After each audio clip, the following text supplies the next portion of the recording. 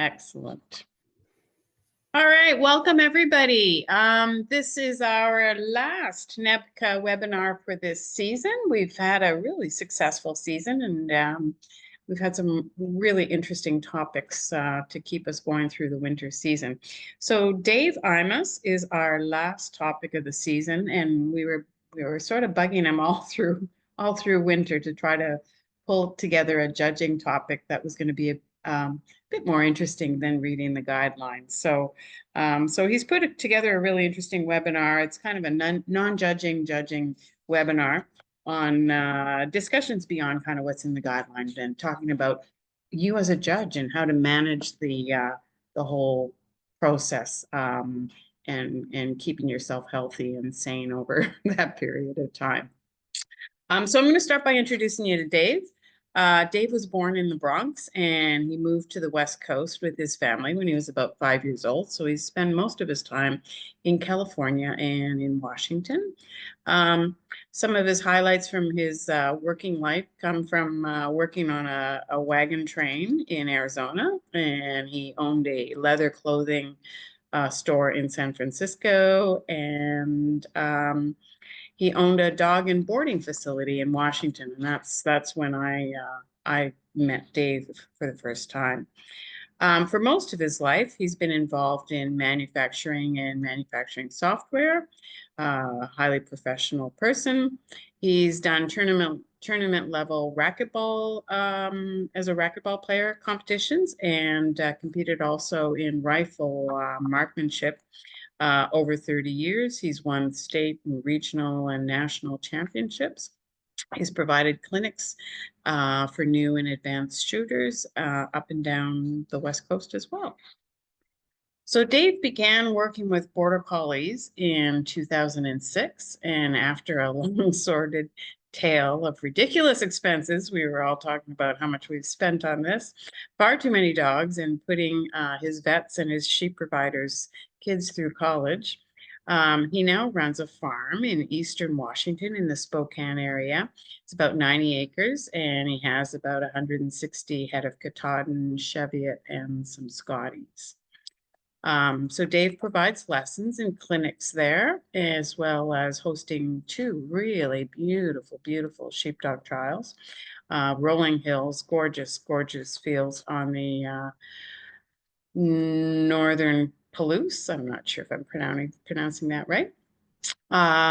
So his two good dogs right now that he's got is Tip and Wyatt, and he's competed in the World Championships with those in 2017 and 2023. And he's won many sheepdog trials and competed in double lifts in most of the major trials across North America. He's judged many trials and been a trial host and a handler. He's helped many people with their trials as well. He's quite instrumental in helping some of the big trials in Washington. So he's really got a good perspective from judging to competing on the whole logistics of hosting and managing a sheepdog trial. So just before we start, I'm going to share my screen, and there's just a couple of screens I wanted to just to point you to. And this is the new USBCHA website. If you haven't been to that website, it's much easier to navigate. Really, they did a great job on it. So you'll see here under the resources tab that there is judging and sheepdog trials and hosting sheepdog trials resources as well. If you go to the judging sheepdog trials, you will find in there, oh, there we go, the guidelines, as well as you'll see this great little video. So another part of Dave is his videoing company called Catbird. They put together this video. If you haven't had a chance to watch it, please do at some point in time. It's goes through the whole steps. It's got a lot of different judges that judge trials, a variety of trials. So you'll see like each competitor and two different judges kind of narrating where they would lose points and so on. So that's a really good resource for you. The other resource, just see if I can get to it, is the NEBCA website, which has also recently been redesigned, and they've done a fantastic job as well. So under the trials, you'll see that there's judging and rules and guides, and the judging points you to the ISDS judging guidelines and the USBCHA judging guidelines.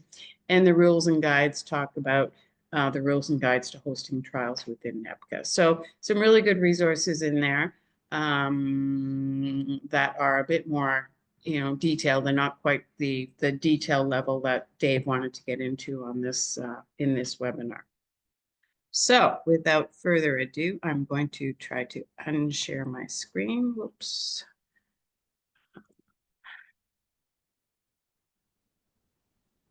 All righty, and I'm going to hand it over to Dave. Thanks, Dave, for joining us. He's by the way, Dave is joining us from Washington, from Arlington in Washington State right now.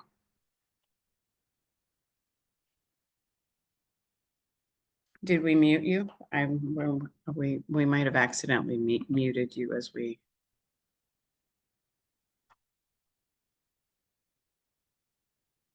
There we go. There we go. All righty, perfect. All right, hello everybody. As Celeste said, she's been knocking on my door for the last couple of months saying, you need to do this, you need to do this, judging. And I thought, let's not go over the points. Let's go over something a little bit different, and typically things that you don't hear about. We all focus on the guidelines, but there's a lot more to it. So I thought that we would go over this, things that people don't normally talk about.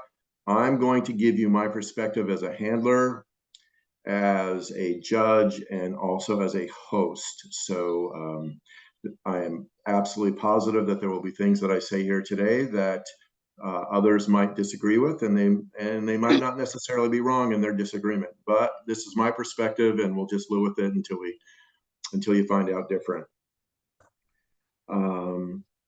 Oh, I'm sorry, Dave, I'm going to interrupt you just once. Sorry, I forgot to talk about. If people who have any questions, Dave wants us to be as interactive as possible. So please send your questions to Sarah Ryder, and Sarah will either stop us or I'll see some of the questions coming through the chat. And please feel free to ask any questions in the chat. Sorry, Dave. No, not a worry. Please, absolutely ask questions and disagree. One of the things I wanted to say is if you're a new judge, or if you're starting out, you're just thinking about judging, be extremely confident that your judging skills and your requirements will evolve over time. The way you judge today will not be the way you judge 5, 6, 7, 8, 10 years from now. So be confident that it's a big learning curve, and you'll have more perspective. As you gain more experience, you will possibly think differently about things. You'll read the guidelines. You may or may not agree with the guidelines, and that opinion may change as well as you gain more experience. So these pictures are the background pictures are all of my farm. I just thought it'd be easier to throw those up, so it would give me something to look at while we're talking. Okay, so you've been asked to judge. What are the things that you need to know right off the bat? So obviously where and when. You're looking for a conflict. Are you going to a trial at another time? Does this require a 2-hour drive? Or are you getting on a plane somewhere? So you want to know that information. Is it an experienced trial host? Is this somebody that's putting on their first trial? Is this somebody that's put on the trial? For instance, if you're asked to judge Meeker, it's been going 34 years. So there's a lot of information, a lot of things that are already set in stone, things you won't have to worry about. If it's a new trial host, I'm judging for a relatively new trial in Utah in another month, I believe.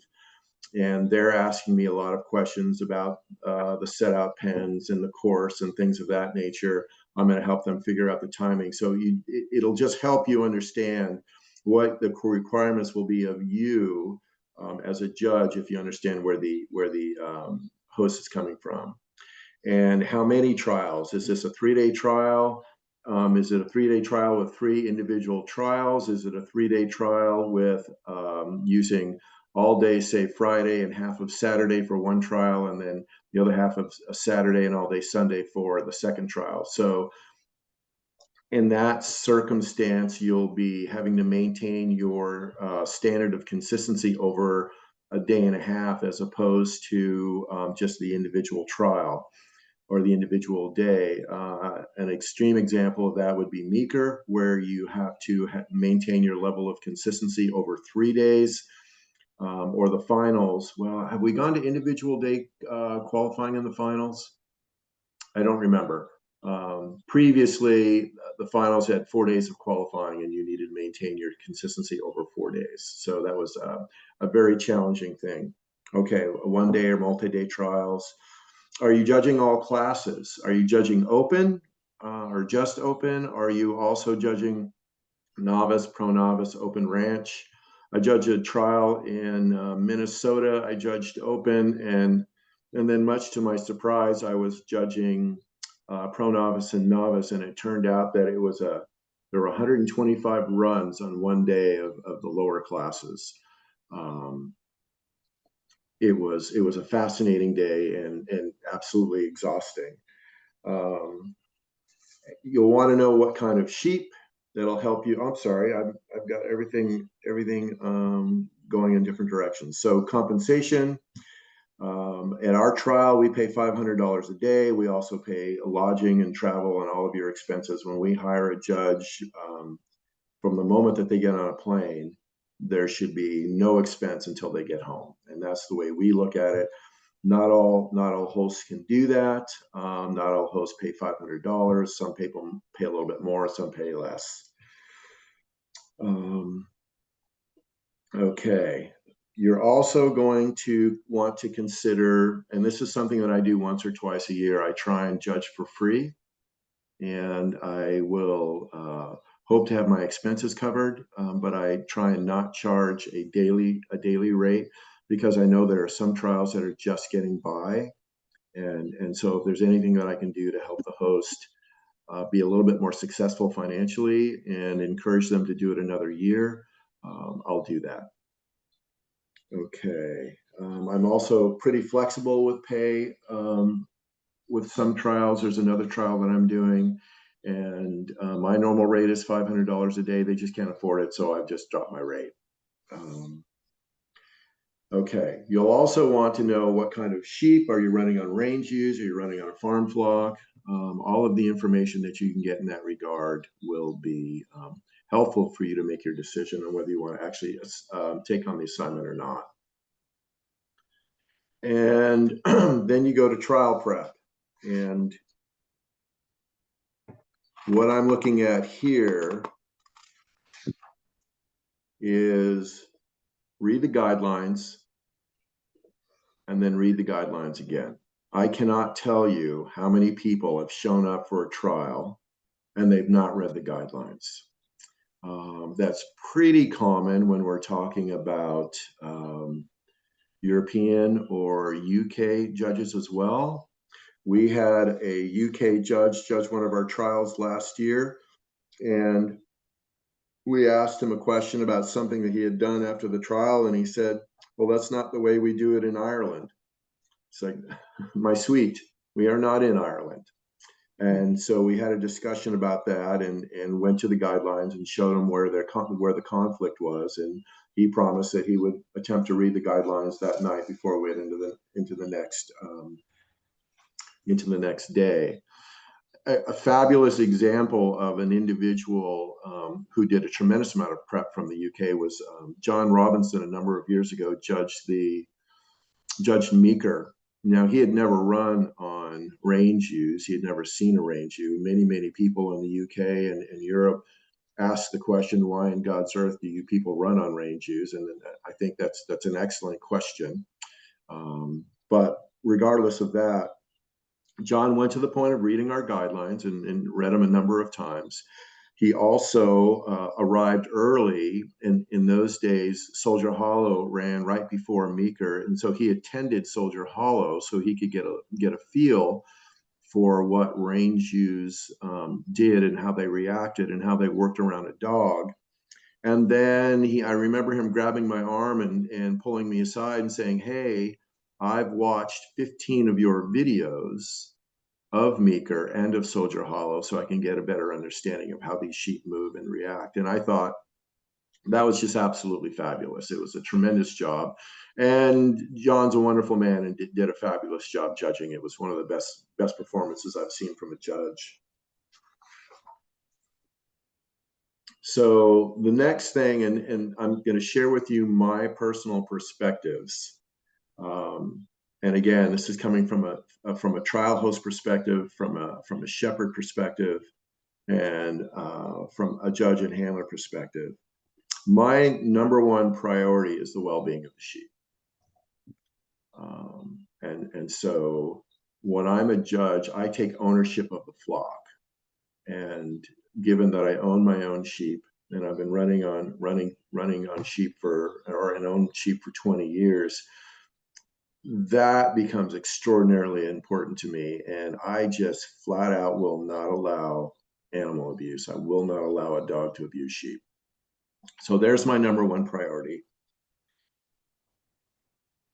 And that also spreads to, is there water? Is there feed? Is there shade? What do the pens look like? The other question I'm asking in a day is how many times do the sheep run?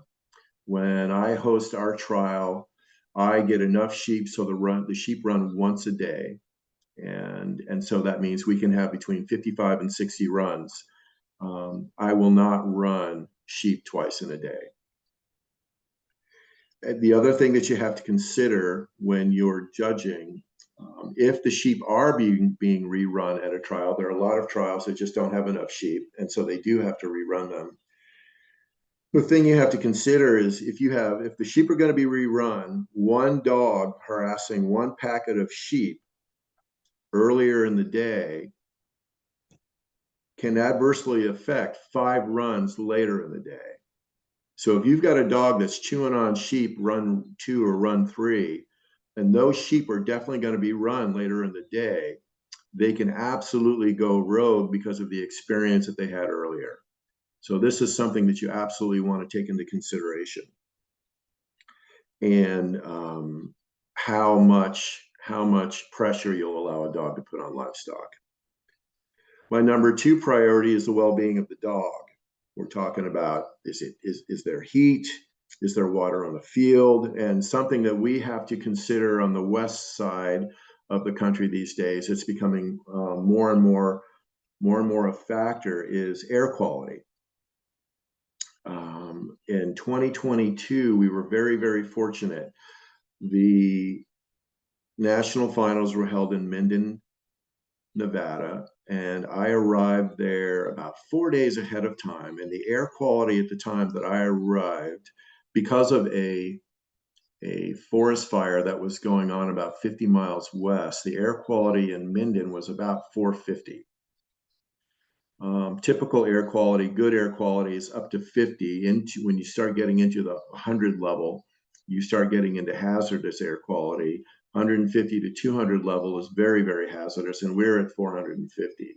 Fortunately, before the trial started, there's a shift in the wind, and it blew all of the smoke out, so we were able to hold the finals without any challenges.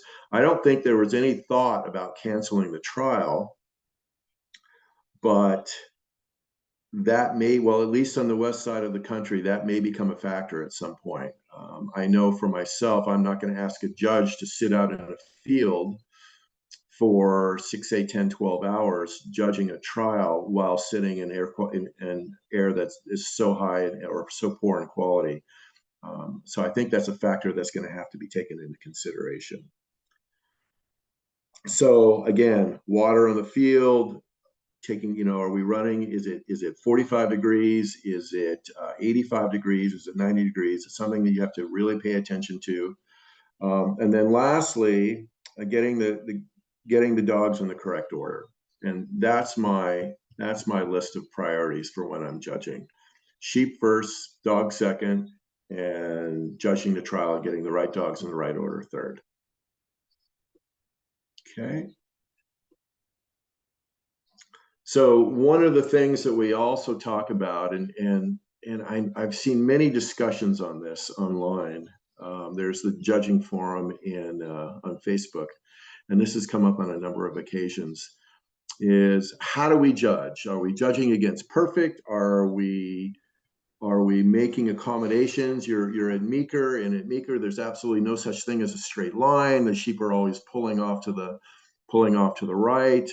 Do we make accommodations and judge differently than we might if we were judging a farm flock or a commercial flock that was more than happy to go in a straight line wherever the dog pointed them?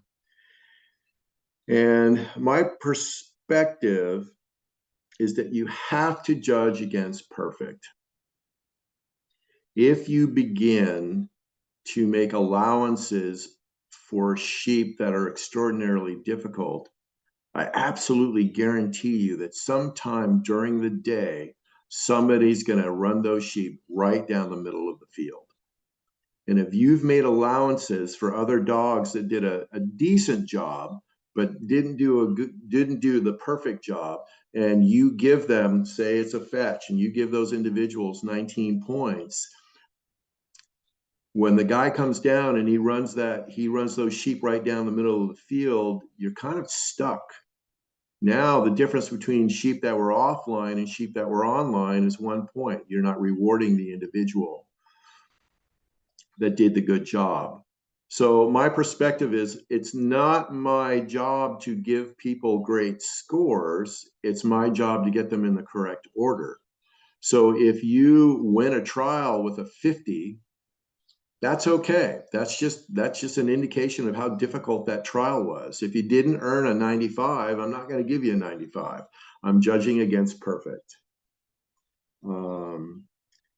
That's not to say that we're leaving room. I know people have said, often judges will judge a little bit more harshly in the morning to leave room for a better score in the afternoon. And I don't think that's the case. I think what we're trying to do is judge everyone evenly, judge everyone equally, but also judge against perfect. Another example, it was at one of my trials, and I knew the judge very well, and I asked him about this after the trial was over. And there was an individual, there were very, very few pens during the day. And there was one individual that came up and got a pen, and it was a nice effort. It was a good pen. And the judge looked at me and said, "Boy, I just couldn't take any points off of that." And I said, "Boy, it was a great pen." And I said, "Yeah, it was a nice pen, especially given that out of the 70 runs of the day, there were only 2 other pens." But if you remember the pen, the sheep went into the mouth, they came out of the mouth, and then one sheep went halfway around the pen, and then the dog brought him back, and then they put him away. So in relation to all of the other pens, it was a great pen. In relation to perfect, you had 1 to 3 points off. And so that was a lesson there as well. Just because something is better than everything else, because that drive was better, because that lift was better than everyone else, it doesn't make it perfect. Okay. So Dave, sorry, can I throw a Yes. question in there? Yes. So how do you adjust perfect when you're judging novice classes? Okay, so novice, pro-novice, open ranch. The only and this becomes a little bit of a calculation for me. I will judge novice and pro-novice and open ranch against perfect. I want people to understand what the standard is. I want people to strive for perfection, strive for good flanks, for pace, for their dog feeling their sheep. I don't want to give them a false sense of success. So I will judge them against perfect. The allowance that I may make is to, as long as they're not abusing a sheep, I may allow them to stay in the field longer. So if a run's not going perfectly well, if it's, you've got sheep going all over the place, you've lost, if you have 30 drive points and you've lost 25 of your 30 before you ever hit the drive away panel, but you're not abusing the sheep, then I'll allow you to stay on. If you were an open handler, I'd call you off. So that's the allowance that I'll make for the lower classes. But my perspective is that we're all striving to get to open. And I'm not helping you as a judge if I'm giving you false information. The trial is a test. It's a test of your ability and your dog's ability. And if I'm passing you on that test when you don't deserve it, I'm not helping you at all as an up and coming handler. Does that make sense? Yeah, that's good. Thank you. Okay. Again, I said this earlier, you're going to start out judging one way, and as you gain more experience, you're going to learn, and you're going to feel, and you're going to understand better. You're going to have more experience on different kinds of sheep, and so your judging will absolutely evolve. I was speaking to an individual, I think it was last year, and this individual was saying, if you're in a shed pen single situation, that there are some individuals that have to use their crook to get the sheep out of the pen to get them back to the shedding ring for the single. And the individual said, I would take points for that. And my only thought was, you've never been in a shed pen single situation, and why in God's earth would you take points for that? And when the individual gets to a point where they're doing shed pen single and they start experience different things, I think they may modify or evolve the way that they look at that particular situation. I was brought to my attention that in the East Coast, there are perhaps different sanctioning bodies and different rules, and it didn't sound like there were different rules. It sounded like the rules were the same, but there were different courses for different levels. Is that accurate, Celeste? Yeah, that's right. The pro novice specifically is different in Ontario than it is in NEPCA. So the host has to sort of decide which of the two and how they're going to deal with a 20-point drive versus a 30-point drive. Okay. It's a one-legged drive in NEPCA normally. Okay.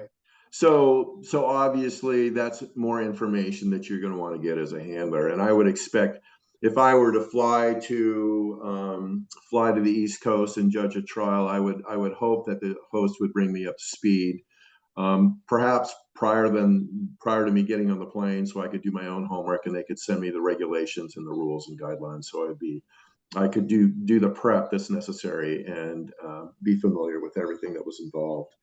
But those are the things that we have to take into consideration. We have different sanctioning bodies on the West Coast. There's the Oregon Sheepdog Society. There's the Washington Association of Stock Dog Handlers. There aren't any different rules. There are, in our novice class, we have one-legged drive. We have pro novice, which is the same as open ranch, and that's the same thing as an open trial. I mean, the lengths of the drives, the lengths of the outrons aren't the same, but it's the same course. I was asked to speak to running to a standard. Now, some of you may not understand what that means. And if I have 50 dogs in a trial,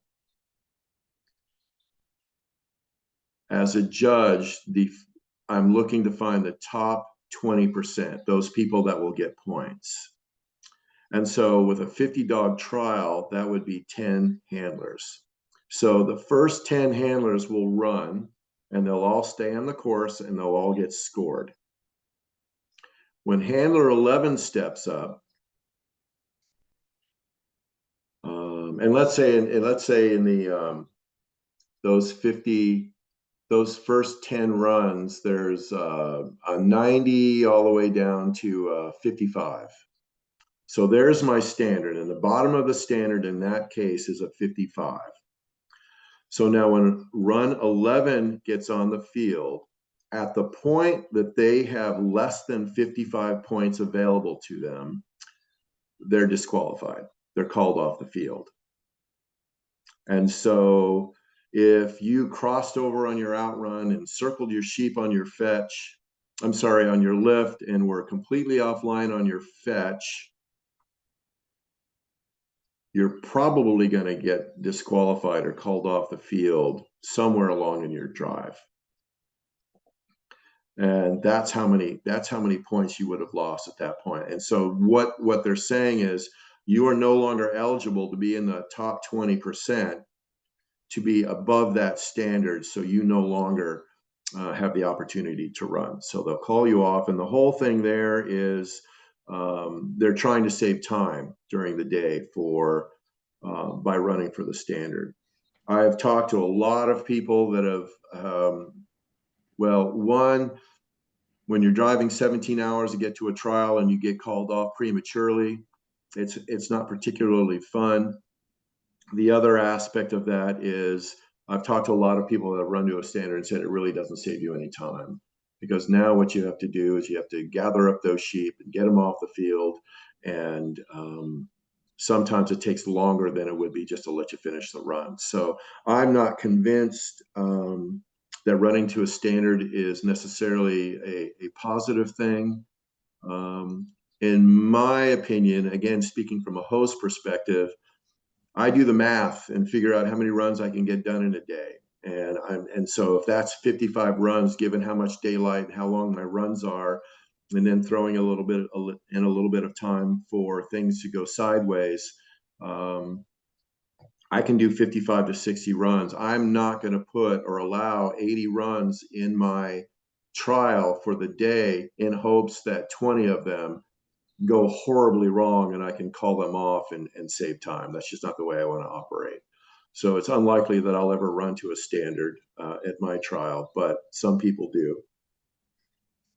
Okay. And I think one of the comments that somebody made is that you have to announce that it's being judged to a standard. People, I think, would get pretty upset if they just showed up and you decided you were running to a standard, but it hadn't been on the entry form or in the description of the trial. I sure would hope so.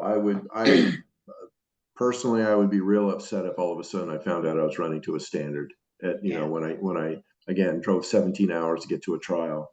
Yeah, I would believe that you would need to announce that. Now, I don't know what the legalities of it are as far as USBCHA is concerned, but from a respect perspective, I would certainly want to know that ahead of time. And it would help me decide whether I was going to go to a trial or not. If I felt like somebody was running to a standard and I wasn't comfortable with that, I'd just pick a different trial. Okay. All right.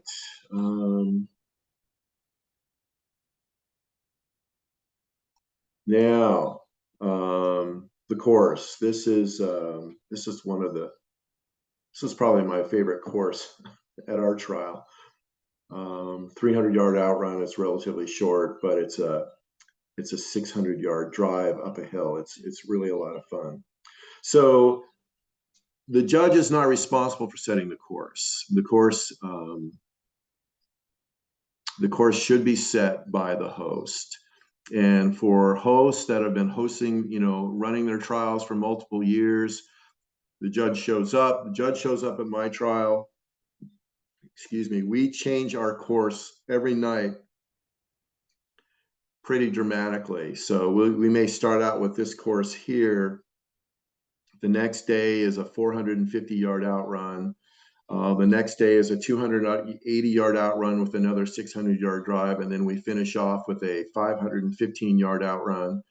And on the fetch, we have a double dog leg. So you're fetching for 250 yards to one dog, to one set of fetch panels, and then you're fetching for another 150 yards to a different set of fetch panels, and then bringing them all the way around and going around the post.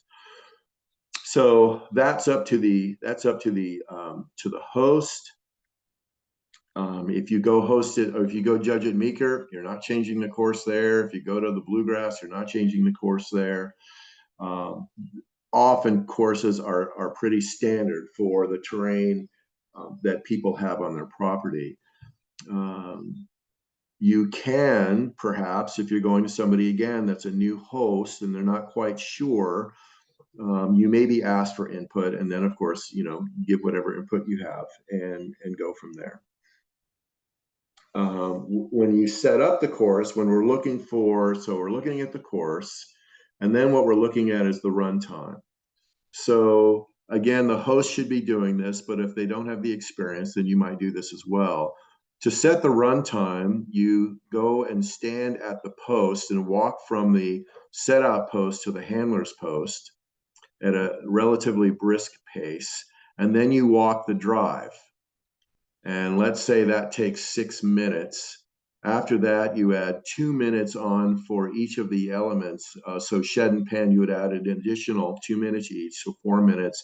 So now you have approximately a 10-minute run. And I've done that on my property. I can have 17 or 18 different courses.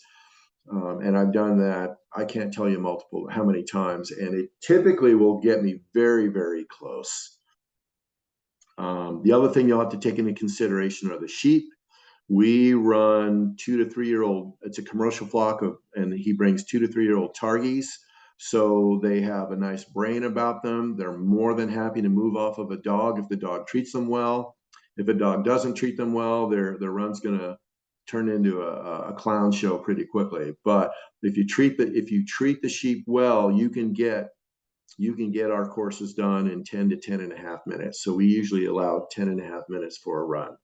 And again, I've walked all of those and it gets me where I need to be. So now the question, of course, is the host done the math? So it's very easy to go online and figure out on a particular day of the year how much daylight you're going to have. You divide that by how many runs you're going to have and how much time each run is going to be, and that'll pretty much tell you how many runs you can have in a day and how much time you can afford for a course. And so what I will do, given that I want to get 55 runs in at a minimum, I can do that with a 10 to 10 and a half minute course. If I want to go to a 12-minute course, I can set up a 700-yard outrun in my place. If I want to go to a 12-minute course, I can do that, or a 13-minute course, but I have to have significantly less runs. And so that's the kind of math that we're doing. The other thing that you want to think about, or the host wants to think about, which impacts the judge, is there time for reruns? So I've got 55 runs in my day. I can probably have 5 or 6 reruns during the day. So if we need to give a rerun, we can. The other question is, are there sheep for a rerun? Do I have just enough sheep to run the day, or we typically need 220 sheep for our runs. We run 4 in a run. I typically get 260 to 280, looking for limpers and things of that nature. And then that allows me to do reruns as well.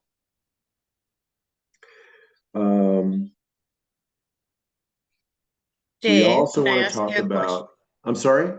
Sorry, can I ask you a question? Yes. When often at the handlers meeting, the judge will say that they're going to watch a couple of runs and then they're going to adjust the time accordingly. And I think we normally assume they're starting with a bigger number and going to work down to a smaller number. But what do you do if you find as you're judging that it really is taking a lot longer than you had judged maybe a couple of runs? So what I do is, let's say we're at a trial and it's a 10-minute. We think it's going to be 10 minutes. And I'll watch that first run, 2 runs, perhaps 3 runs. And what I'm looking for, and you don't always get this as a judge. Sometimes it just goes sideways and there's really not much you can do. But I'm looking for a handler to go out and have a nice, efficient run. And so let's say we set it at 10 minutes, and a handler goes out, their dog treats the sheep well, moves them nicely around the field, not rushing, and they're doing a nice job. They get into shed, they get into pen. If I think they've been doing nice work, and we run on to 10 minutes, what I'll do is not blow the whistle. I won't call them off. I won't say time. I'll allow them to continue on and perhaps give them an additional 30 seconds to get done whatever they're going to get done. And then I'll call time. So I will not have affected the first person's run. I'll have allowed them to go to the 10.5 minutes, and then everyone else will have 10.5 minutes. Does that make sense? Yeah, that's good. Yeah. Thank you. Okay. Now, sometimes that first dog goes out and they can't lift the sheep off the setup post, or another dog goes out and wanders in the wilderness with Moses for 40 days and 40 nights. Things don't always turn out for you as a judge, but you just have to make your best approximation. And then, again, you have to look at how much daylight do we have. So if a judge at my trial said, we're going to go to 12 minutes, it's like, as a host, I'm going to tell them, no, you can't go to 12 minutes. We just don't have the time of the day. Now, I experienced something that was quite the opposite. At a major trial in the United States, a judge took the time from 13 minutes down to 11 minutes. And much to the shock and dismay of most of the handlers, the people in the morning, when it was 35 degrees, were able to just barely get the run done by ping-ponging the sheep around the course.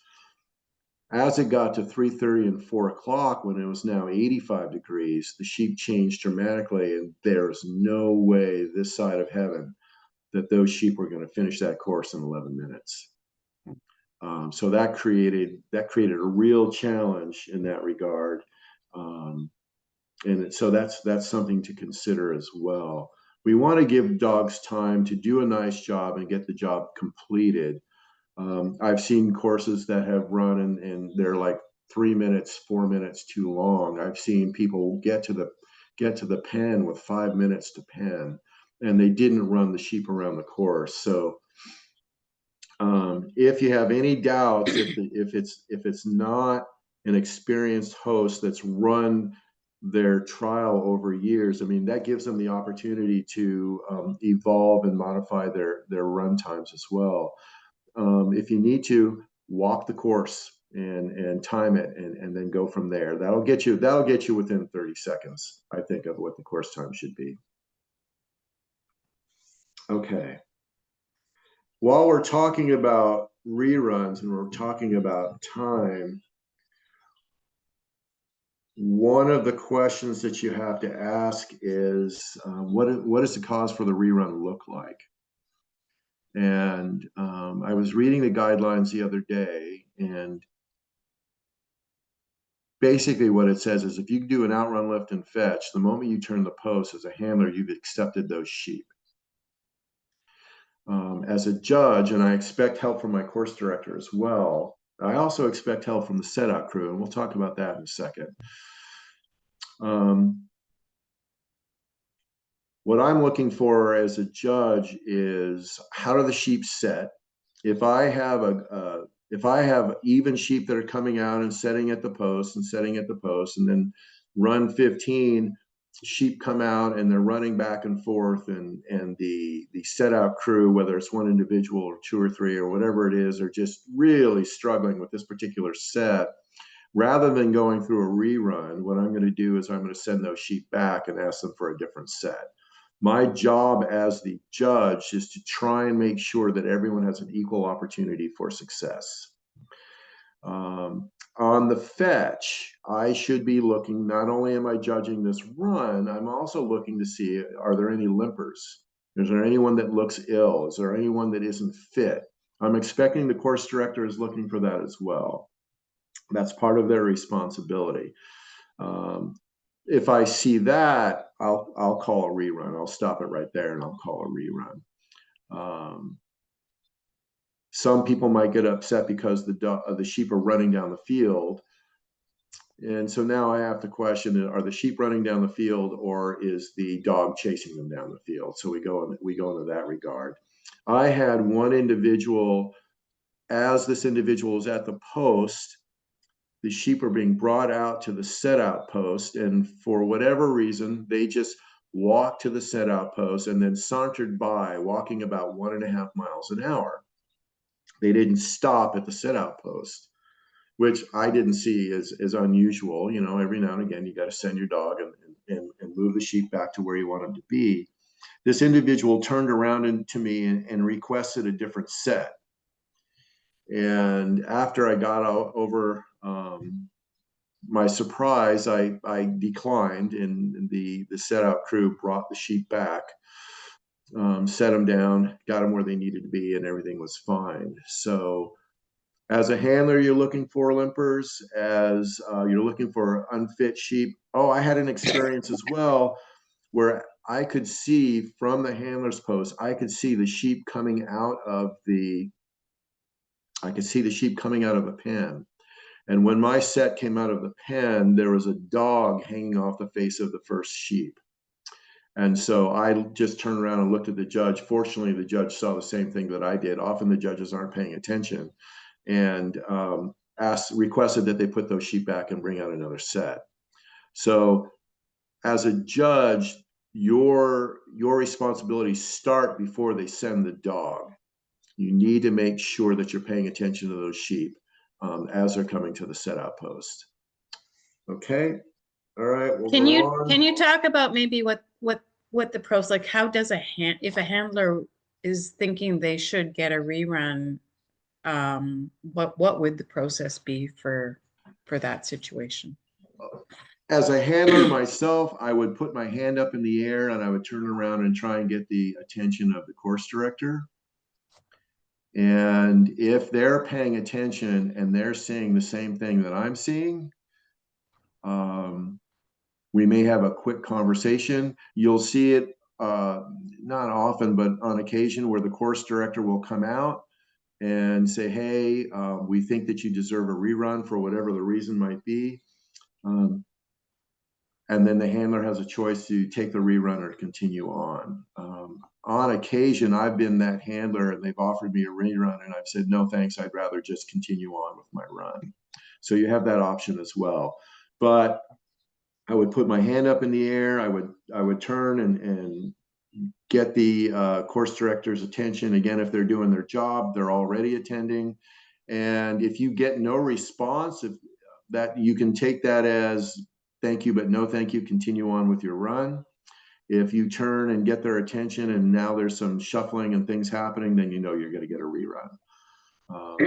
But anything more than that, I would be very, very careful. I'm gonna turn around and basically I'm taking my eyes off my dog and my sheep. I'm gonna turn around, I'm gonna quickly try and get their attention. And if I don't, I'm just gonna accept that as I'm not getting a rerun and go from there. Now, from a different perspective, again, my number one priority is the safety and the health of the sheep. I have asked for a rerun or indicated that I want a rerun because there was sheep that was limping and the judge said carry on, and I retired because I'm not going to run a sheep around the course that I think is unfit or injured. And so I took it upon myself to put the sheep as the top priority, and I just retired and walked off. So that probably comes with more experience and probably happens if you're a shepherd, if you own your own sheep.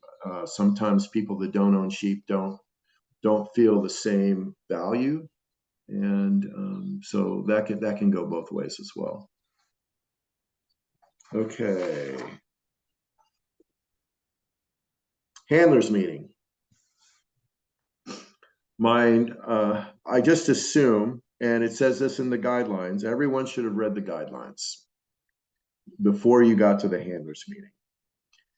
Now, there are a lot of people that don't like handlers meetings, A lot of people just want to write down the course and the time on the board and be done on a whiteboard and be done with it. Excuse me. Personally, as far as I'm concerned, my life's motto is nothing good happens before 10 a.m. So unless I'm running before 10 a.m., it's not likely that I'm going to be at a handlers meeting. If you're not and you don't understand what the course is, you can quickly and easily ask the course director. It's their responsibility to explain the course to you.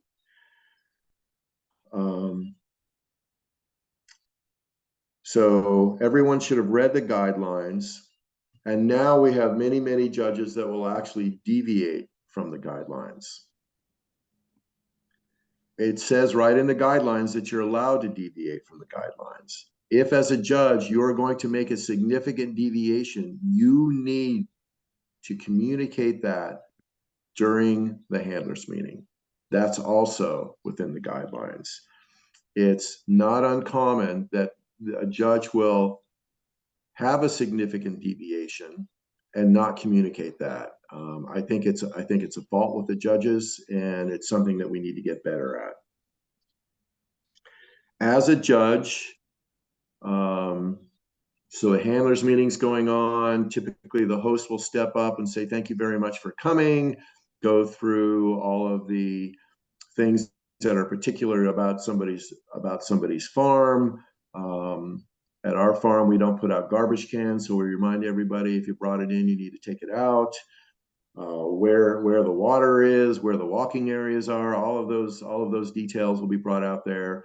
There will be some discussion of the course, and then typically they'll hand it over to the judge. One of the challenges for relatively new handlers or for relatively new judges is that they talk too much.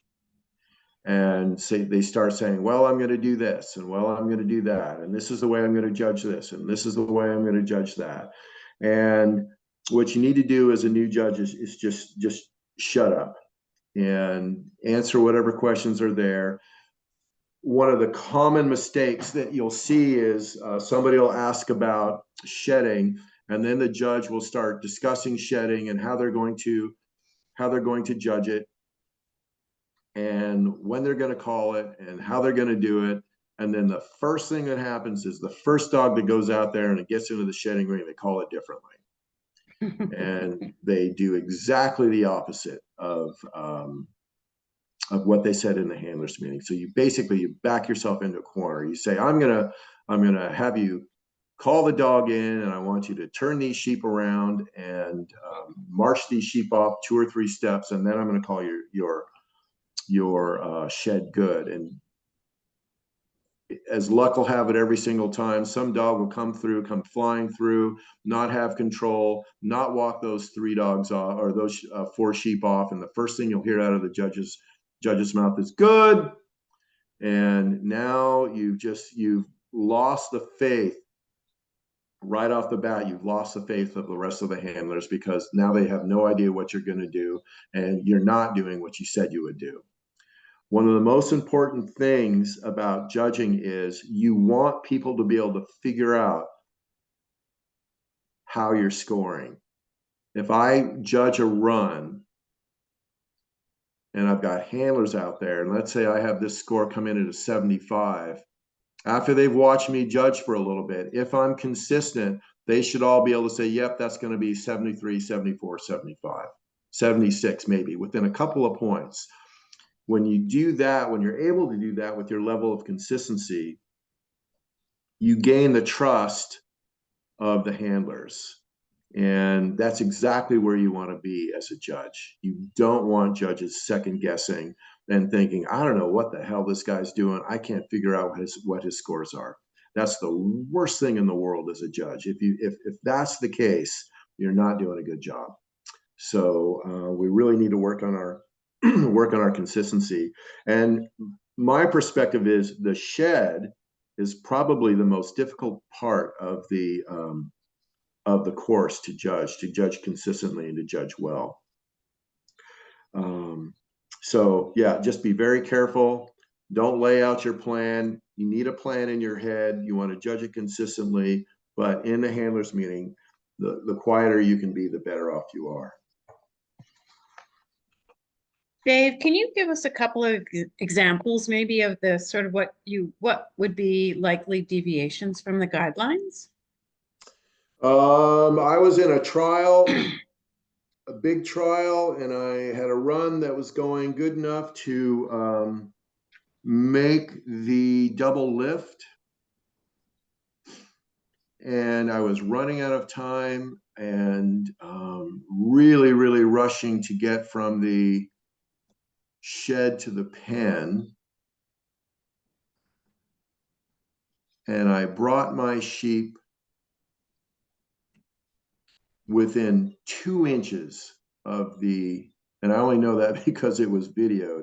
I brought my sheep within 2 inches of the shedding ring. That was back in the day where you had to regather in the ring. I brought my sheep within 2 inches of the shedding ring, went to the pen after the shed, and was disqualified. And at that time, it was required that you regathered in the shedding ring. If you did not, it was a 1 to 2 point deduction. Nowhere on God's green earth was it a disqualification. And so that would be a deviation. Some handlers, and boy, a lot of this is just how people like to run their own dogs as a judge. Some handlers will allow one lie down whistle at the top, when you're approaching your lift, and they won't take any points. Some people will take a point for that. There aren't really. Is that usually something that's discussed in the handlers meeting though? It's because you'll find that often handlers will say, "Oh, I know that judge. She doesn't like that they lie down or something," and so there's a little flurry of conversations going on as opposed to it being in the guidelines or just right. I think that comes, as you say, people have experience with a particular judge, and I don't think typically those things don't come up in the handlers meeting. That's just kind of quiet little conversations between people afterwards. Frankly, I'm kind of blanking on how you could deviate from the guidelines, but typically if that's going to happen, not always, but often UK judges, they're running the ISDS rules and regs as opposed to reading our guidelines. Right. And so that's often a time where you'll run into challenges. And we'll talk about the guidelines here in a minute and how to make things easier for us. But and this isn't a deviation of the guidelines, but when I judge, and I'm different than a lot of judges in this area, and so I will sometimes talk about this in a handlers meeting. When you're shedding, when I'm judging, when you're shedding, when you get your gap, you create your gap. If you step into that hole, start walking and marching your sheep off, and now you bring your dog in to hold the shed. After you've made the shed and marched the sheep off, if you then bring your dog in, I will not give you a shed. I will take 5 points and I will make you do it again. Other judges will allow you to continue on to your pen. They will hit you with points pretty significantly, 5, 6, 7, 8 points, but they'll allow you to move on to gain those additional 10 points at the pen. So I'm going to penalize you for not doing the shed. Your dog did not perform the shed. The handler performed the shed. So I'm going to penalize you for that. And I'm also not going to allow you to have access to the pen points. So really what I'm saying is if you do this shed correctly, then you're fine and there's not going to be any problem. Where the deviation, it's not necessarily a deviation from the guidelines, it's a deviation from what most judges will do, is that I don't allow you to move on. Most judges will allow you to move on. So There was a trial in Wisconsin where nobody could understand what I was doing, and you know, the following morning, I in the handlers meeting, I looked at everyone and said, you know, far be it from me to give you open handlers a shedding lesson, but this is what I'm looking for. And amazingly enough, everyone did it correctly the next day. They're all capable of doing it, but sometimes regionally or in different areas, something becomes acceptable, and people aren't being penalized for it, and so you bring somebody else in from a different area, and all of a sudden you're penalized for it. So that's one of those things that I will sometimes talk about in a handlers meeting. But that goes into, you know, Dave, you need to shut up. You shouldn't have to say these things, and you're just going to back yourself into a corner. So I try and avoid that as much as I can. And I've heard Patrick. People have asked Patrick Shanahan a lot of questions, and he just says, "Do it right. I'm not going to tell you how to do it. Do it right. You know how to do it, and if you do it right, you'll get the points that you deserve. If you don't, you won't." It's just really simple. Patrick's great at not backing himself into a corner. He's also an excellent judge. Okay, the scribe. Let's go. Okay, here we are, the scribe. So now there's a lot of interaction that goes on as a judge. I look at a scribe. Whoops, let's go backwards. Can I go backwards? There we go. No, hang on. Okay, here we are. I look at the opportunity as a judge. I look at it's an opportunity to mentor the individual that's scribing. I'm assuming that most scribes are perhaps lower level handlers that are looking to learn something from a judge. And so what I do as a judge is I engage with the scribe. I ask them questions. I ask them to judge. I tell them what I'm looking for. I tell them why I'm looking for it. I may, at the end of the fetch, I may look at the scribe and say, what would you have given on that fetch? You know, how many points would you have taken off on that lift? We're having a discussion. And I look at that as a tremendous opportunity to help somebody in their growth and in their knowledge. And not that I'm right. And I'm just giving them my perspective and allowing them to just put that in their database and bounce that off of other judges and what other judges do. The guidelines tell the scribe, don't ask the judge anything.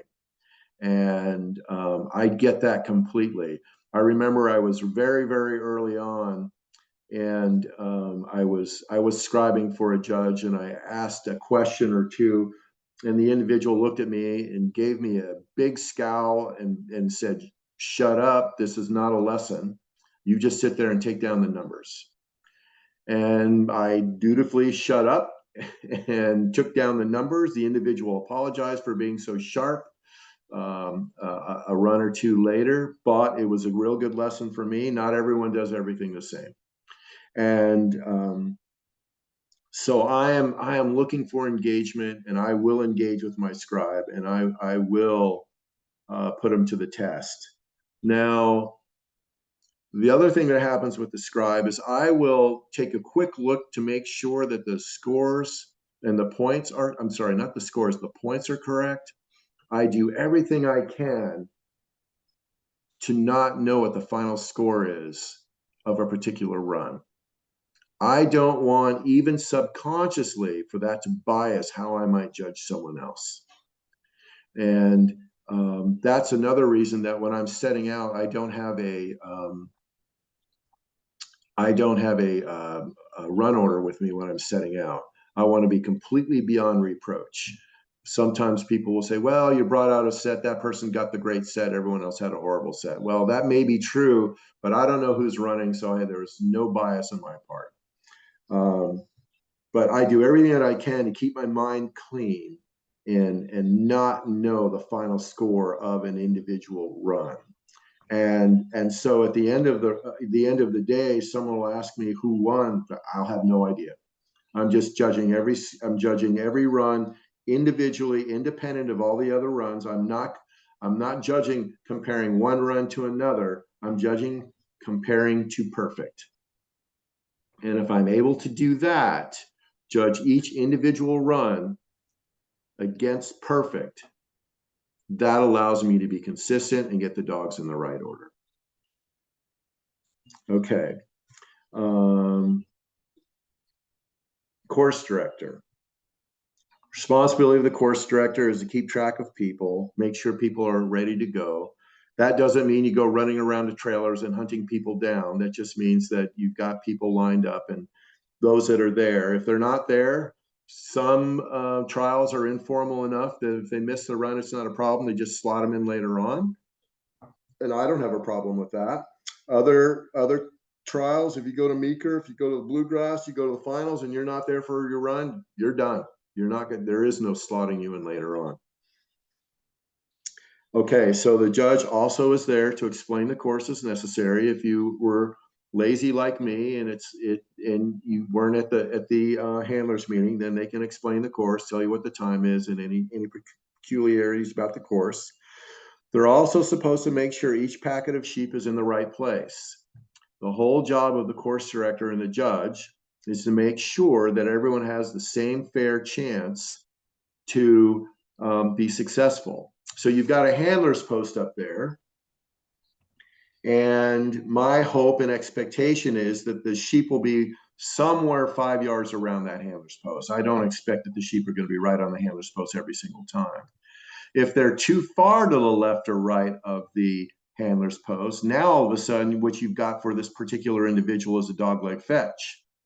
And so that's not fair. So between the course director and myself, we may ask the set out crew to move the sheep over a little bit closer. Doesn't happen all the time, but that's our responsibility. The course director is, sorry, go ahead.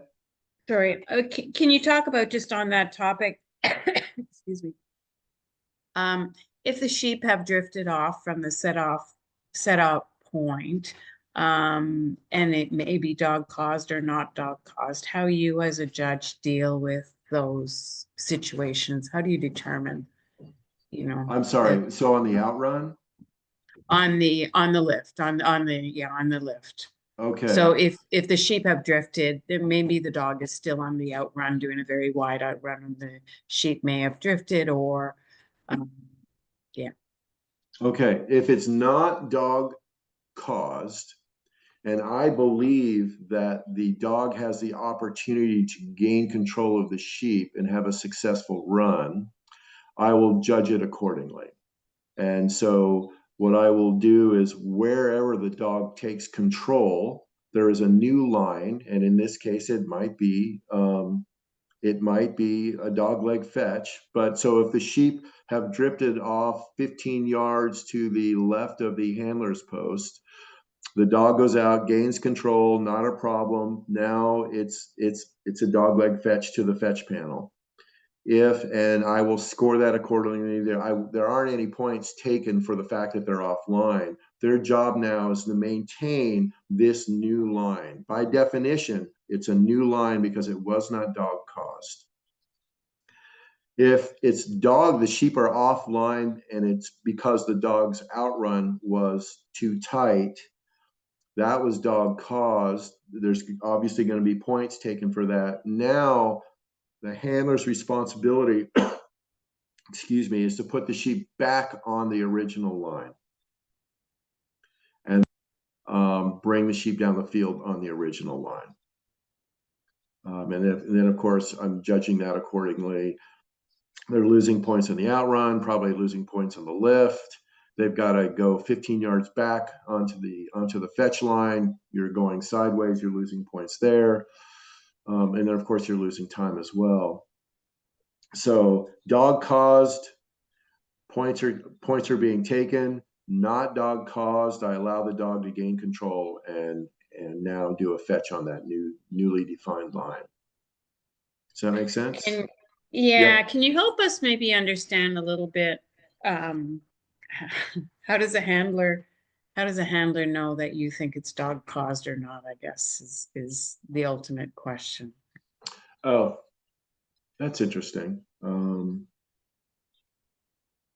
I guess I would say if I can see it, you can see it, Yeah, that's probably a good answer. right? If you want to, forgive me, if you want to blow smoke up your dress when you've got this tight outrun and you just want to, no, it was fine. Well, if the sheep moved, it wasn't fine. So yeah, I would just go with what my best guess was as a handler, and go from there, and then take what you get with your score. And if you read it wrong, it's a lesson. It's a new opportunity to learn something. All right, thanks. Okay. Okay, so the course director is looking for limpers or sheep that are a little bit off. They're not thrifty. So that's their responsibility. Keeping the course clear of interference. Obviously, a dog running on the course is not a good thing. At our trial last year or the year before, we had people that were almost encroaching on the shedding ring, and we had to put up cones to make sure don't go beyond this line. It was really kind of interesting, but that's part of the course director's responsibility. When I course direct, I start my watch as well. And just in case there's a failure between when I'm judging, I start a watch. When I'm course director, I start a watch. And of course, the scribe is starting a watch. And as a course director, my watch means nothing unless all the other watches failed. This is the most important thing. The course director is the liaison between the judge and the handler. Strictly by the guidelines, the handler should never speak to the judge. Not all trials are that formal. I have been to trials that didn't have a course director. So you will modify what goes on depending upon the actual trial and how it's set up. But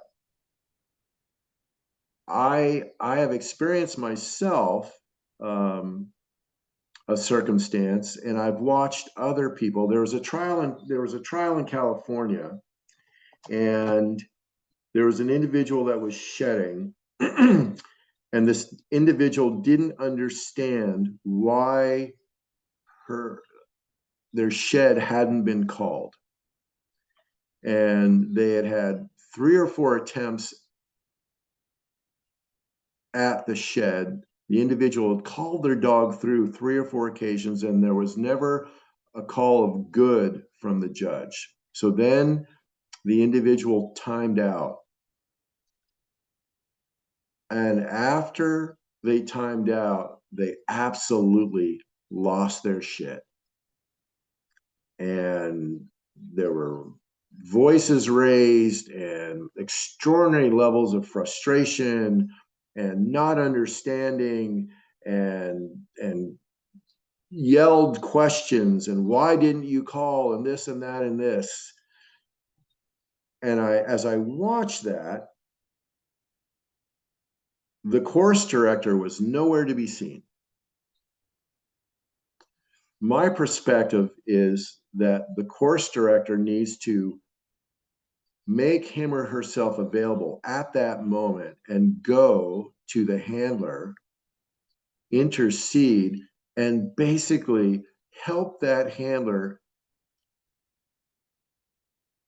help themselves, help the handler not get themselves in so much trouble that it goes to ridiculous lengths. So intercede and basically keep the handler out of trouble. If you want to talk to the judge, if you have questions, I'm more than happy to talk to you. Let me know. Please yell at me as a course director. Yell at me. Ask me your questions. Show your frustration with me, not the judge. And I'll go back to that time that I was DQ'd for not gathering in the shedding ring. And I went over to the water, and the course director came over to me and he says, "Are you okay?" And I said, "Yeah, but honestly, I have no idea why I was DQ'd." And he said, "Oh, well, hang on, let me go ask the judge." So he went off and he asked the judge, and then he came back to me, and I just, I just lost it. I was so pissed off. It was such a big event. And he took my anger, and it was all hush hush. There was a big crowd, so it was all done in whispers. And I said, "That's not a DQable offense." So he says, "All right, hang on." He went back to talk to the judge, and then he came back and he says, "Sorry, you're DQ'd," and that was it. Well, if I had had that conversation with the judge, I'd been writing a letter to the board of directors and probably not been trialing for 2 years after that. But because I had that conversation with the course director, and I apologize to the course directors, and none of this is directed towards you. I'm just incredibly frustrated by this call. And he got it. Because I had that conversation with the course director, there was nothing happened. It was it. I got DQ'd, and that was the end of it. After 10 minutes or so, I had calmed down, and life went on, and there was no harm, no foul. But that was the course director's job, and in that particular case, he did it fabulously. He was everything I needed to keep me out of trouble, and I think that's so important. So often you see the course director sitting in the truck behind the judge. They're of no value there. They can't communicate. They can't see what's going on. They're not finding people to line them up. They're not watching the sheep. They're not watching the sheep come out from the set up pens to the set out. They're not completing their responsibilities. Often they're sitting in a chair having a conversation with somebody. They're not watching the field. All the way through that fetch and turning the post, that course director should be watching every bit as closely as the judge, because they're looking for limpers. They're looking for unfit sheep. And so I'm pretty adamant about that. I don't think our course directors across the country do the job that I believe that they need to do. And I think a large part of that is a lack of knowledge, a lack of understanding what the responsibilities are. But anyway, that's how I look at it. And we instruct our course directors at our trial about what their responsibilities are. And we're also very careful about who we pick for as a course director. I don't look at that position as insignificant. I want experienced handlers that I know have the wherewithal to step up and do what's necessary when it's appropriate. Okay. So Dave, is that a paid position at really big trials, a course director? It can be. I have seen it. I was in 2015. I was hired to video the 2015 finals, and the course director there was Fred Temple, and he was the course director all 5 days or 6 days. I don't know if he was paid or not, but I do know that there are some trials that will have a course director over the entire trial and will pay them. Okay, thanks. Okay, and now to the set out crew. Whoops, that's not what we wanted. Okay, set out crew. As a judge, I will, and actually as a host as well, I will tell the set out crew how I want them to hold the sheep. And at our trial, we're very, very fortunate. Our pens are out of view of the trial field. And so once the sheep have been lifted and taken down the field, we release the next set of sheep. So now they've got 10 minutes to graze, to hang out, to relax, walk around a little bit. It doesn't matter. We just let them be and keep them enclosed in a certain area. We don't let them go everywhere, but they've got 10 minutes, 9 minutes to relax and graze a little bit. During that time, if I'm setting out, I'm trying to find limpers. I'm trying to find sheep that are uneven or unfit to go down the field. We actually had one sheep, I think it was our second year. It was standing in the chute getting ready for its turn, and it just died.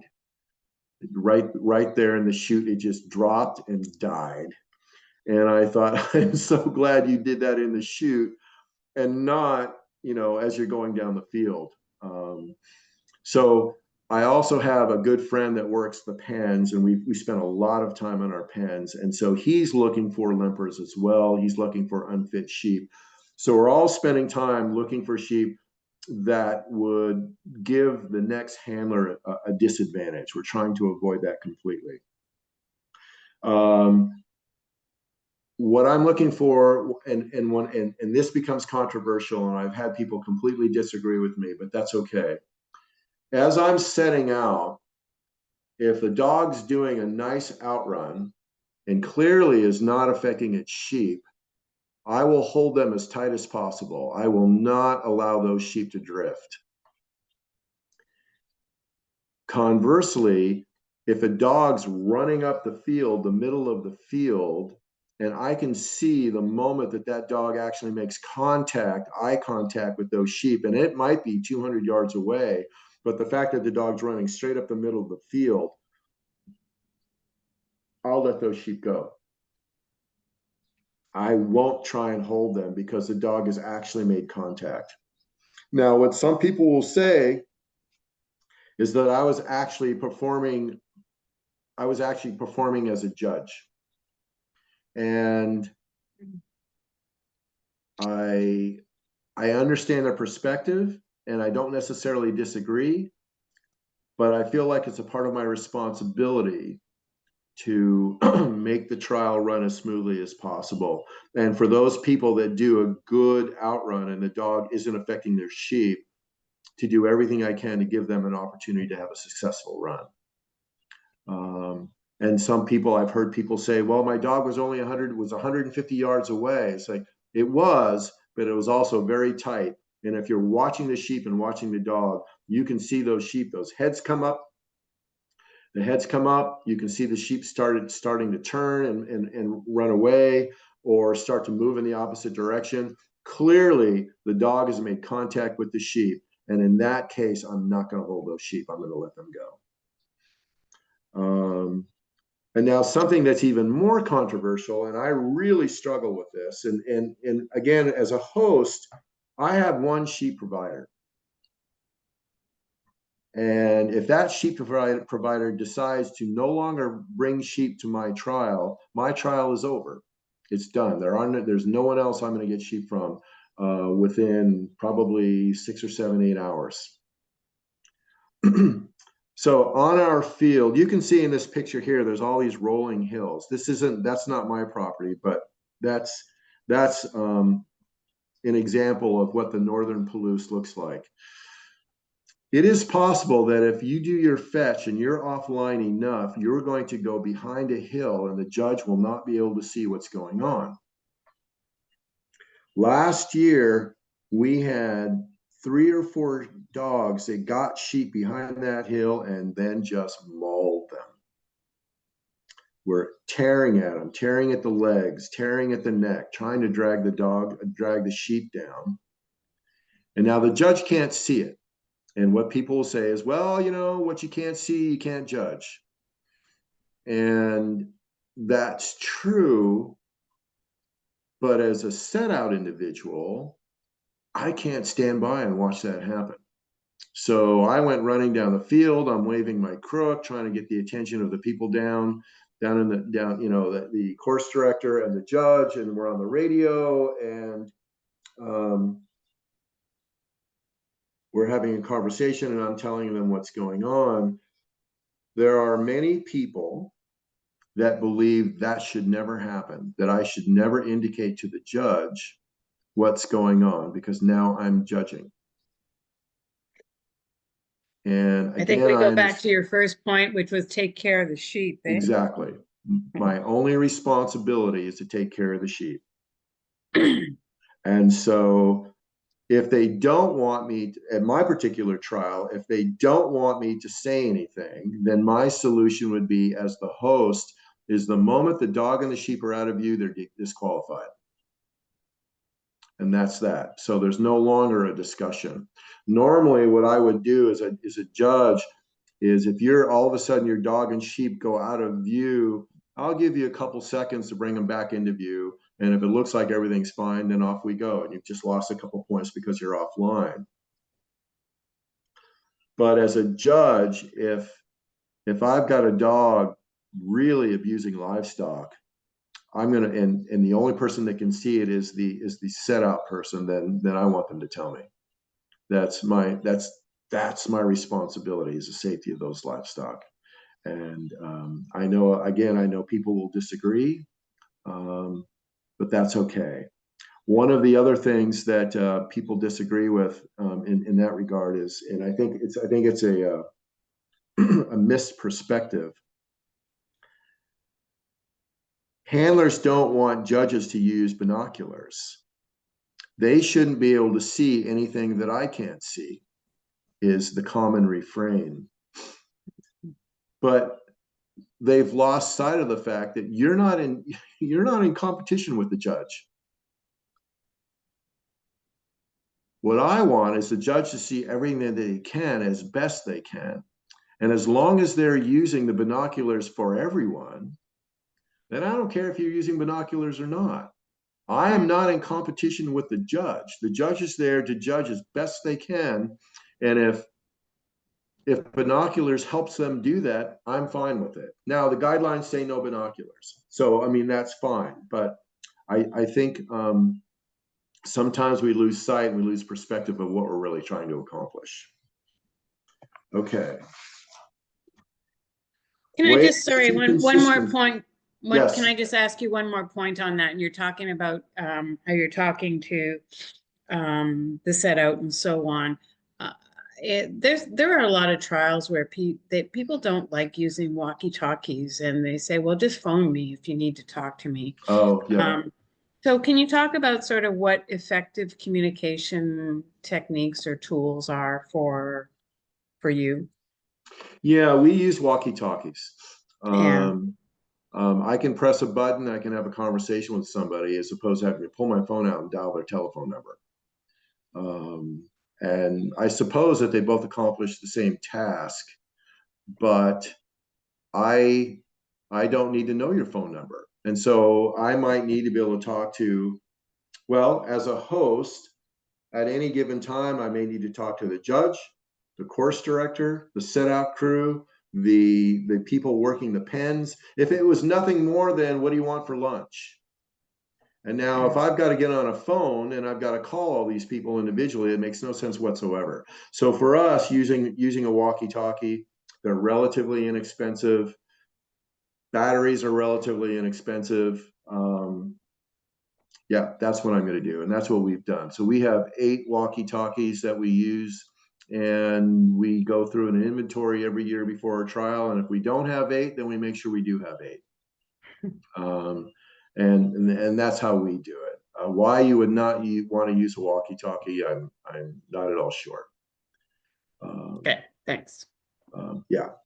Okay, so ways to be consistent.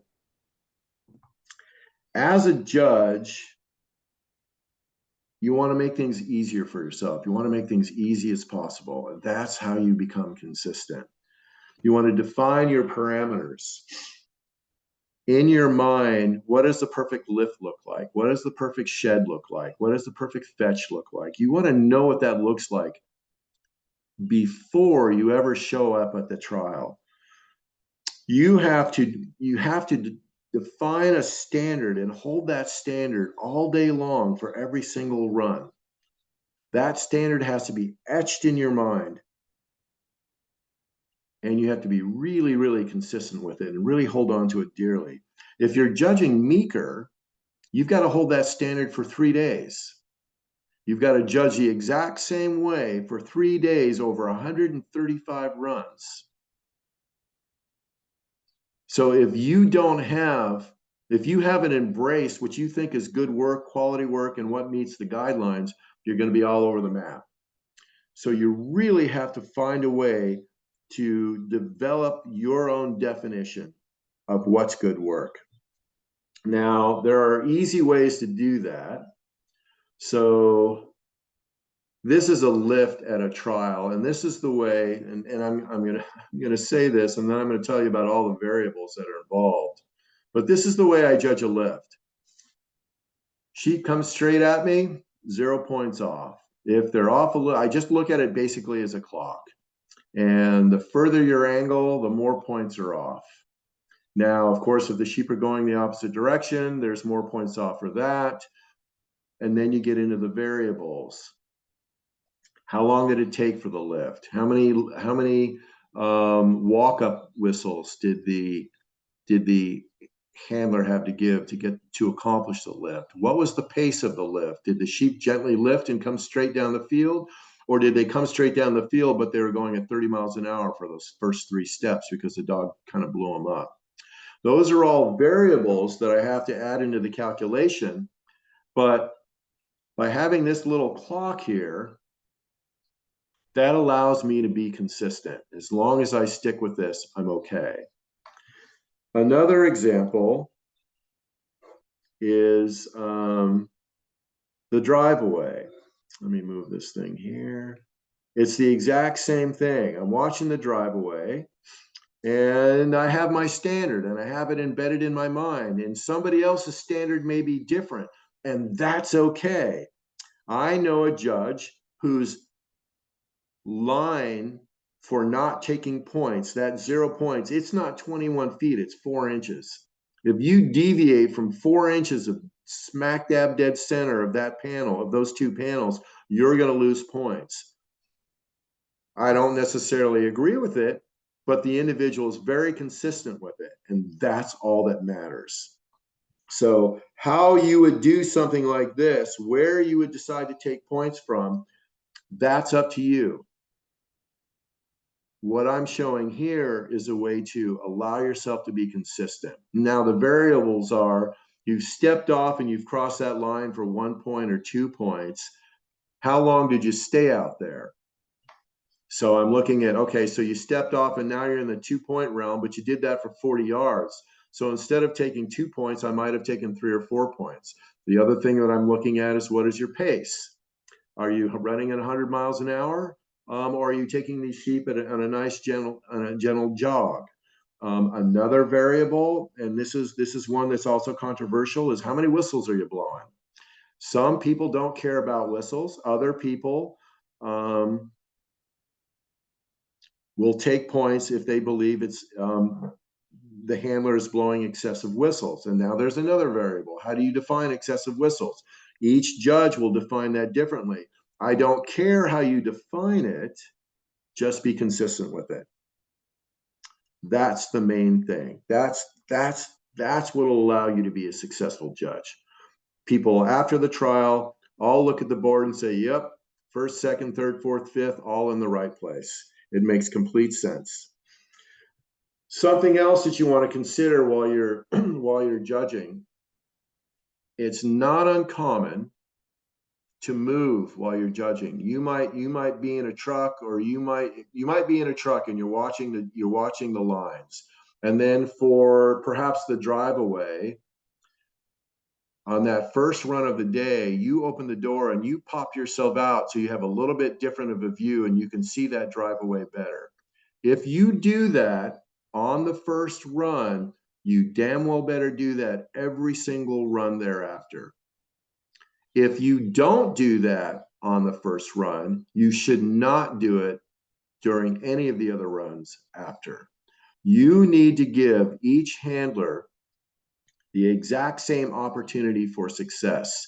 If you're changing your view, you might get out of the truck, or you might be under a pop-up. It's a beautiful day. You're under a pop-up, and now the drive away starts, and you walk 20 feet off to your right so you can see that drive away from the exact perspective that the handler does. If you do that, you better do it for every single run. If you don't do that for the first run, don't do it for any runs. You need to be consistent in what you're doing. Okay. One more thing in this regard, keeping your eyes on the field. I watched a judge at a very, very large trial, very prestigious trial, walk out to get closer to the shedding ring so they could have a better view of what they were looking at. They would call the shed, and then when they're walking back to the pop-up, they would turn their back and walk the 15 or 20 feet back to the pop-up with their back to the field. I guess the good thing about that is they did that consistently. But the bad thing about that, of course, is there could be a grip. The sheep could have gone sideways. The dog could have blown them up. They may have missed a handler assisting the dog to move the sheep towards the pen.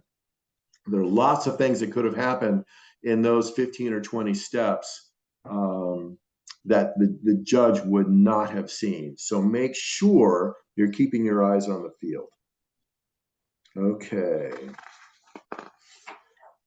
So Dave, we're running close to 8:30 or just past 8:30. So okay. I'll give you maybe another 5 minutes or so if you okay, I'm going to run through this pretty focus. quickly. We're gonna finish this page, and that'll probably be what's important. There are 152 line items in the guidelines about how to take points. Near impossible to remember. So make things easier for yourself. There's a big fault, there's a little fault. The dog circled the sheep on the fetch, big fault. 10 points, 12 points. The dog pushed the sheep a little bit too fast. One more lie down than you would have liked. Little fault, 1 point, 2 points.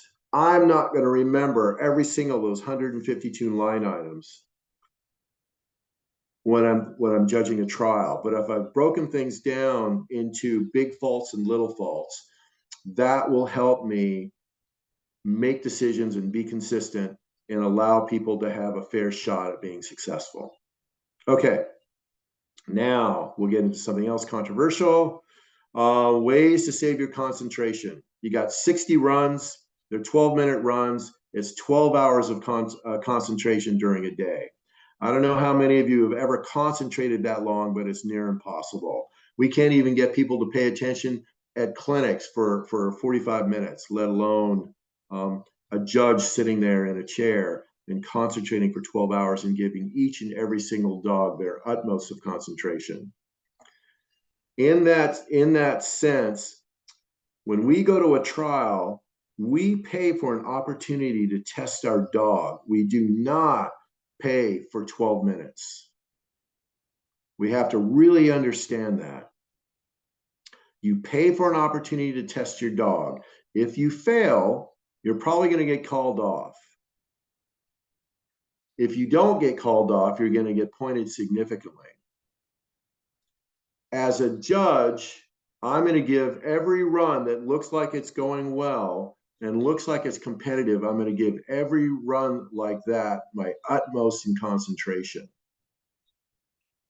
For those runs where the dog crosses over on the outrun, circles a sheep on the lift, and then is offline the entire way on the fetch, and then has lost 25 of their 30 points on the drive before they hit the drive away panel, I'm not paying that much attention. I'm whacking points. I look at your drive. At the end of the drive, I'm trying to make sure that you're not abusing sheep. At the end of your drive, I may say, yeah, okay, I'll leave you 5 points. And that way, I'm able to save concentration for those runs that deserve it. I know it's controversial. People will say every run deserves the same amount of attention from a judge. One, it's impossible, and two, I don't agree with you. Now, flip to the other side of that. If your run is that bad, you should be retiring. And people forget we're always training or we're untraining. You can be out on a field, your run is going to hell, things are not looking good, your dog's not lying down, they're not giving you flanks. You are untraining your dog. You are letting them know that when I go to a trial, there are no consequences. And so now I'm training my dog to not listen to me and to not do what I'm asking it to do. I had an example at one of our trials. There was a pro-novice handler, and I overheard her speaking after her run, and she was very excited. And she said, I asked my dog to lie down 75 times during that run. It never lied down, but it slowed down twice. I'm so proud of him. And I thought, oh, dear Lord, you have no idea. I kept my mouth shut, which is unusual for me. But I walked away. Well, what she did during that run was make sure that her dog will never lie down. And one more aspect of that is I will congratulate another handler on a well-timed retire. There are times you'll see someone out there, things are not going well. And if things are not going well, you're not abusing your sheep, and you think your dog is learning from the experience, stay on, keep going. If you're abusing livestock or you're untraining, you need to walk. And I'm just as proud of a good run. I'm just as proud as a well-timed retire as I am as a good run. That's a good handler that understands their dog and understands training. And I think they should be real proud of that fact. And at that point, I'll shut up. So we've run out of time, and I'll let you take this back. All right. Are there any you. questions? Thank you so much, Dave. Let's just, if there's any last minute questions or something that we really haven't covered, or you'd like more details. Also, Dave, if you are willing, sometimes some of the speakers will say, feel free to contact me if you have any further questions. Yeah. Okay. Yeah, that's not a problem.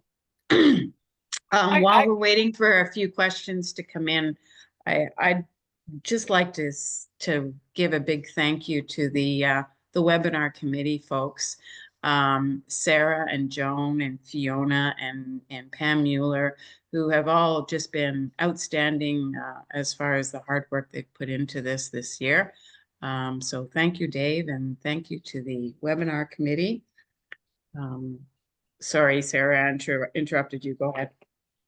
I guess I would just like to maybe get a little bit more on what you're thinking of as abusing sheep, because sometimes I think people think, well, if my dog didn't actually bite the sheep or pull wool off the sheep, it wasn't abusing the sheep. And of course, many things could be subject for disqualification that do not rise to that level, I think.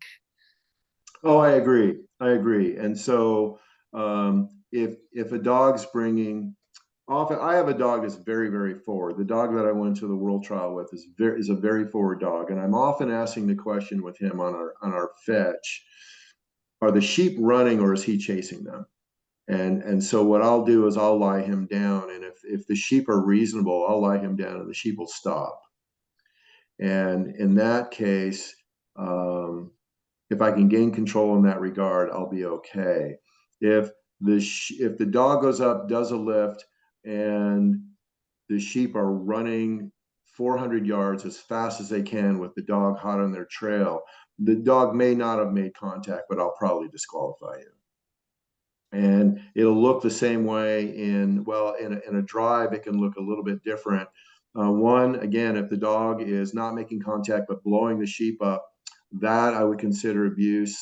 One of the things that people don't understand, or my perspective anyway, is attempted murder is still a crime. And so I'll disqualify if a dog's being rash with sheep, I will disqualify as well. Something else is you're on your drive away, and like I said, you've lost 25 of your 30 points before you ever reach the drive away panel. So basically, we're wandering back and forth and back and forth. At some point, I'm looking at this as it's somewhat abusive, and also you're making no progress. So I may ask you off for that as well. But no, it does not have to be a grip. And now there's another gentleman. We always talk about those grips that happen in the shedding ring, but the dog was behind behind the sheep so the judge couldn't see it. So they say, well, I didn't see it, so I can't call it. And I remember a very renowned handler saying, if the dog's feet were off the ground for 20 feet or 4 or 5 strides, one of two things happen. Either the dog's gripped and is hanging on, or the dog can fly. Either one, I'm going to disqualify you. And so I think we have to be reasonable, and we have to put the sheep's safety and their health as the primary objective. And I don't think that always happens. Now, from a grip perspective, we also have to look at who caused the fight. Did a sheep turn around and just go after your dog and your dog protected itself? Or had your dog been picking a fight with the sheep for the last 300 yards, and now the sheep's finally had enough and turned on your dog? In the first case, I'm going to let you stay on. In the second case, although the sheep attacked the dog caused it, and I'm going to call you off. And I think some people get a little bit they misunderstand there as well. It's like, well, you called that one off, you didn't call this one off, and they were both the same thing. It's like, actually, no, they weren't both the same thing. So I think that comes with experience as well. Okay. Anything else? There's a question. Do you keep your own notes while judging, or just Thank you. I wanted to the talk about that. Yeah, I do not keep notes. I know of one judge I have a lot of respect for that does. If in your effort of keeping notes, you take your eyes off the field, you're doing the handler a disservice. And so I don't keep notes. And I don't worry about people coming up to me afterwards and asking, why did you take this or why did you take that? I am blessed with ADHD and have no short-term memory whatsoever. Mm-hmm. So you'll ask me and I'll say, I have no idea. The answer would be, because you let me. Typically speaking, and this is something, again, I don't want this to be offensive or anything, but out of a 50 dog trial, typically it's the person that was in 42nd or 43rd place that asked me why I took points. And my concern is with those dogs that are 1st through 15th. So no, I don't take notes. I know people that do, and I know another individual that is looking down all of the time at their notepad while they're taking points and they're taking their eyes off the field. So I don't necessarily agree with that activity.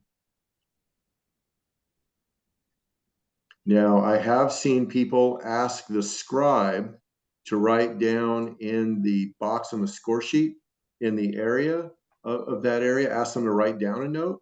And that's great, because now the scribe's doing it. So they might say crossed over, missed the panel by 5 feet, or 3 went through, not all 5.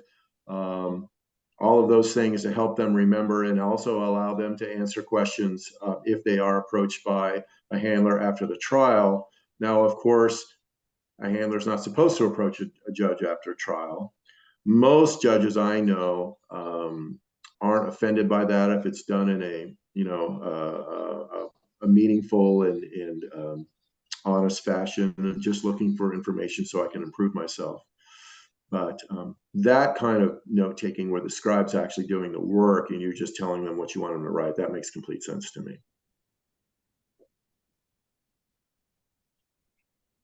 Okay. All right. Well, I think that was a super presentation, Dave. Thank you so much. Lots of ground covered, and not line by line through the guidelines. So thank you for sparing us that. Yeah, I wish everybody a happy trialing season. Everybody's getting ready to get out, and once the fields dry out and the snow's all gone. So I hope everybody has a good season, and we'll see y'all next season. Great. Thank you. Thanks. Thank you.